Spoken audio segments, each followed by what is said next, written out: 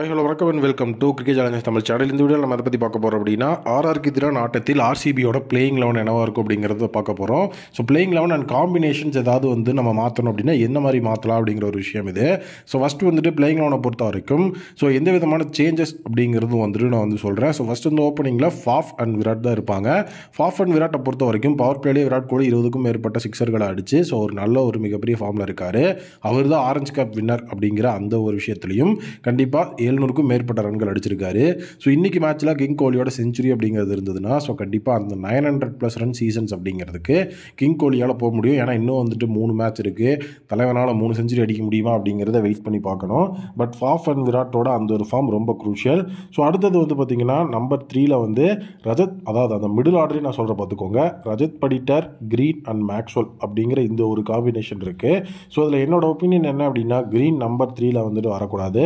So அவரை இன்றைக்கி promote பண்ணுறதுக்கான சான்சஸ் இருக்குது அப்படிங்கிற மாதிரி சொல்லியிருக்காங்க. பட் ஆனால் க்ரீனுக்கு ஃபினிஷிங் நல்லா இருக்குது. ஸோ அதனால் ரஜத் படிட்டர் நம்பர் 3ல் அதுக்கப்புறம் மேக்ஸ்வெல், அதுக்கப்புறம் க்ரீனுன்னு வந்தால் தான் கண்டிப்பாக எஃபெக்டிவாக இருக்கும். ஏன்னா க்ரீன் அந்த ஃபினிஷிங் அப்படிங்கிற மாதிரியான ரூலில் நல்லா தான் பெர்ஃபார்ம் பண்ணிட்டுருக்காரு. 30+ ரன்கள் அப்படிங்கிறத கன்சிஸ்டண்ட்டாக அடிச்சுக்கிட்டு இருக்காரு. ஸோ அதனால் அவரை அந்த ரோல் அப்படிங்கிறது மாற்றுறதுக்கு தேவையில்லை. ஏன்னா ரஜத் படிட்டரும் மிடில் அந்த 1 டவுன் அப்படிங்கிற ஸ்டார்ட்டில் தான் நல்ல பர்ஃபார்மன்ஸ் தொடர்ந்து 50s அப்படிங்கிற மாதிரி கொடுத்துக்கிட்டு இருக்கிறாரு. ஸோ அதனால் அந்த ஒரு காம்பினேஷன் அப்படிங்கிறத மாற்ற வேண்டாம் அப்படிங்கிறது என்னோட ஒப்பீனியன்.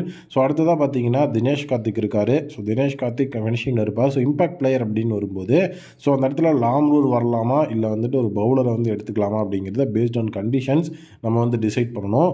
ஏன்னா அதுதான் ரொம்ப க்ரூஷியலான ஒரு விஷயம். ஸோ இந்த குவாலிஃபயர் 1 அப்படிங்கிற மேட்ச்லேயே இம்பாக்ட் பிளேயரை ஒழுங்காக யூஸ் பண்ணாதனால தான் எஸ்ஆர்ஹெச்சுக்கு அடி விழுந்துச்சு. சன்வீர் சிங்கை தேவையில்லாமல் உள்ளேருந்து எடுத்து வச்சு இம்பாக்ட் பிளேயரை ஒழுங்காக யூஸ் பண்ணாமல் தான் எஸ்ஆர்ஹெச் அந்த இடத்துல அடி வாங்கியிருந்தாங்க. ஸோ அந்த ஒரு விஷயத்தை நம்ம மறுபடியும் பண்ணக்கூடாது. ஸோ நம்மளும் அந்த இம்பாக்ட் பிளேயர் அப்படிங்கிற அந்த ஒரு விஷயத்தை நீட்டாக யூஸ் பண்ணிக்கணும். ஸோ அதுக்கப்புறம் பார்த்தீங்கன்னா ஸ்வப்னில் சிங், யாஷ் தயால், லாக்கி ஃபர்குசன், சிராஜ். ஸோ இவங்க பவுலிங்கில் இருப்பாங்க. ஸோ என்னோட ஒப்பீனியன் பார்த்திங்க அப்படின்னா லாம்ரூரா சிராஜா அப்படிங்கிற ஒரு விஷயம் வரும். எனக்கு தெரிஞ்சு ஸ்வப்னில் சிங் கண்டிப்பாக உள்ளே வரணும். ஸோ நான் ஸ்வப்னில் மெயின் பிளேயிங் லெவலில் வச்சுட்டு பவுலிங் அப்படிங்கிற டைமில் பார்த்தீங்கன்னா சிராஜை இம்பாக்ட் பிளேயராக நான் கரண் சர்மாவை இம்பாக்ட் பிளேயராக உள்ளே கொண்டு வந்துட்டு லாம்ரூர் அண்ட் கரண் சர்மா அப்படிங்கிற மாதிரி பேட்டிங் பவுலிங்கில் ஸ்வாப் பண்ணிப்பேன். ஸோ இதை என்னுடைய இம்பாக்டோட ஒரு விஷயம்.